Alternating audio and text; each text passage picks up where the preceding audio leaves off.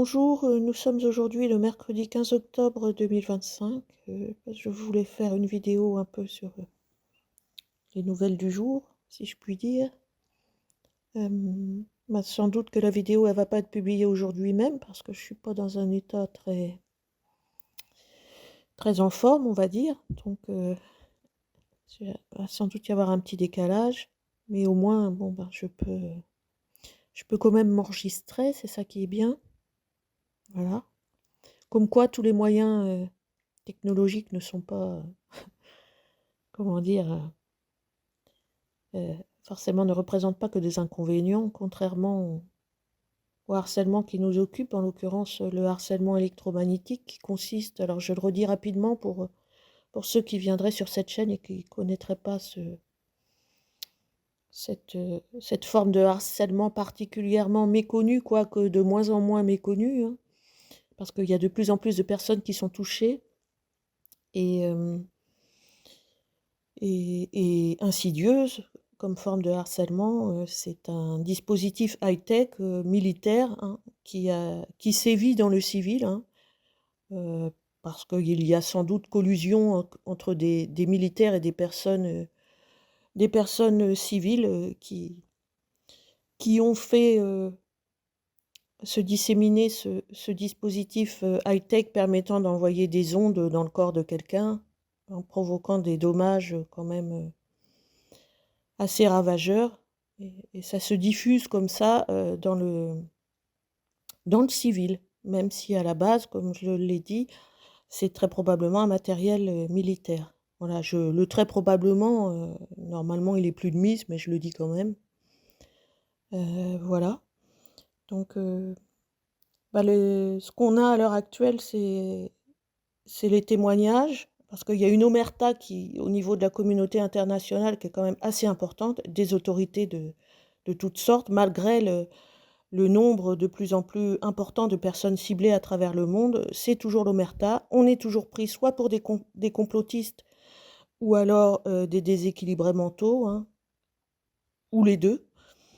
Mais il y a visiblement un blocage assez énorme qui ne permet pas de faire reconnaître cette vérité-là de l'utilisation des armes à micro-ondes dans le civil.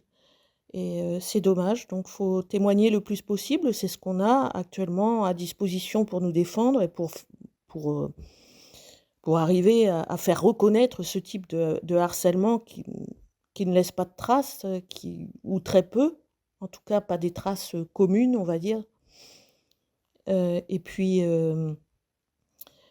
qui est quand même particulièrement difficile à prouver, même si les éléments s'accumulent avec le temps. Euh, Maintenant,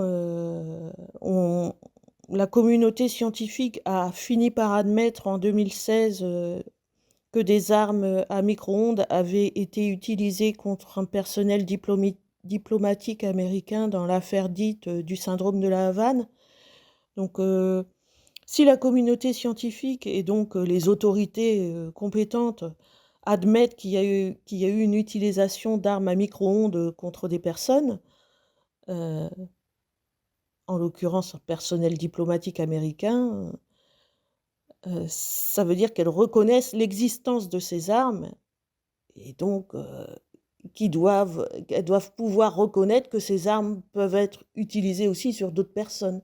Voilà. C'est bizarre quand même de reconnaître l'existence d'un procédé euh, de cette sorte pour certaines personnes et pas pour d'autres. Il y a quelque chose qui colle pas. Euh, et il y a aussi beaucoup d'autres cibles dans d'autres pays, puisque ça s'éparpille hein, partout. Hein.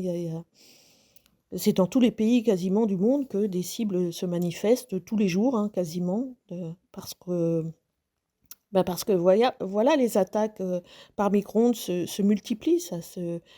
Je dirais pas ça se démocratise, mais ça se popularise. Et là, ça va être difficile aussi de parler, comme une autre certaine communauté scientifique a bien voulu le dire, d'hystérie collective. Hein. Je ne vois pas trop comment des Argentins, des Canadiens, des Français, des Belges, des Allemands, d'un coup d'un seul, auraient inventé les mêmes symptômes et se seraient concertés en une sorte d'hystérie collective internationale, ça paraît un peu fort de café. Donc voilà, c'est des personnes qui ne se connaissent pas de tous horizons, à la base de toutes conditions sociales, professionnelles, d'origine, de mœurs. Et pour autant, on toutes les personnes ciblées relatent les mêmes symptômes, voilà, et les mêmes dégâts sur leur santé. Donc, à un moment donné, il faudra le prendre en compte. Voilà.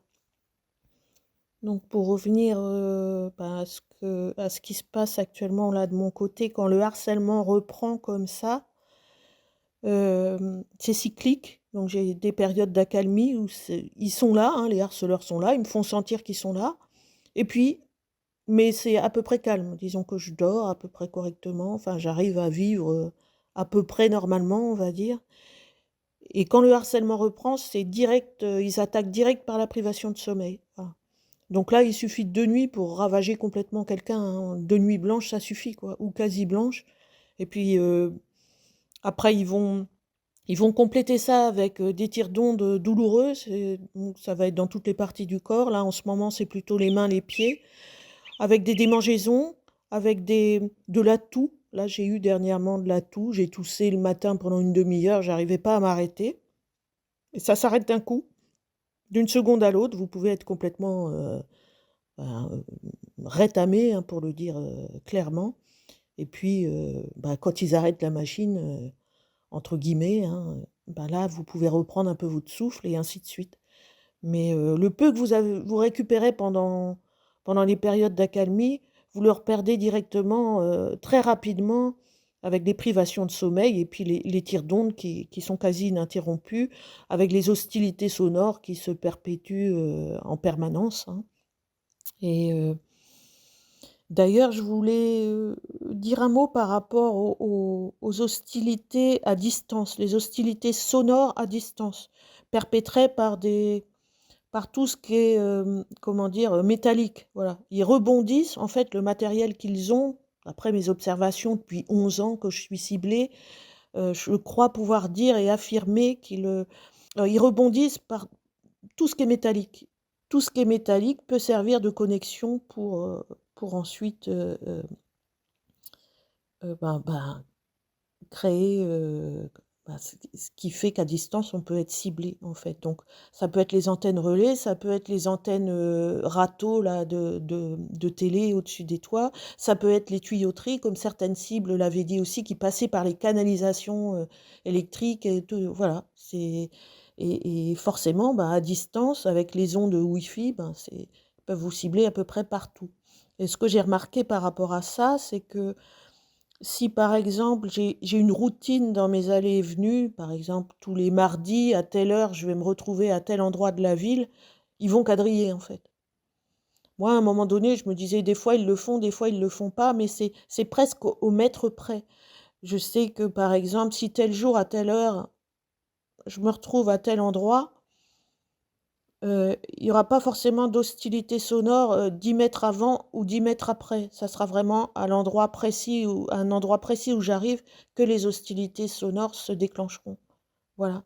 Et si, par exemple, je n'ai pas de routine, je ne suis pas habituée à aller à un endroit ou que j'y vais, comment dire?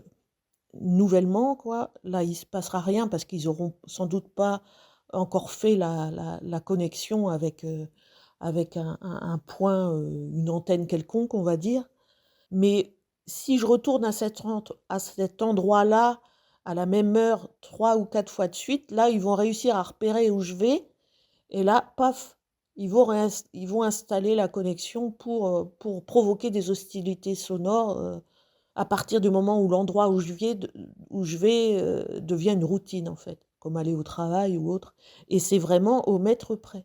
Je sais que je me suis aperçue ça un mardi parce que tous les mardis, je me trouve au même endroit vers 9 heures.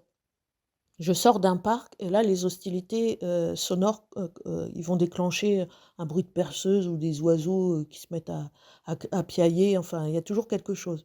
Mais c'est vraiment un point précis, quoi. C'est pas avant, c'est pas après, c'est vraiment à cet endroit-là. Donc il quadrille les endroits où vous avez l'habitude d'aller et les endroits où vous avez pas l'habitude d'aller quand vous en enfin, quand moi, je parle pour moi, hein, il y a des hostilités sonores qui se déclenchent, c'est parce qu'à la limite, il y a quelqu'un qui a suivi à distance, qui m'a suivi à distance ou pas et qui manuellement, je dirais,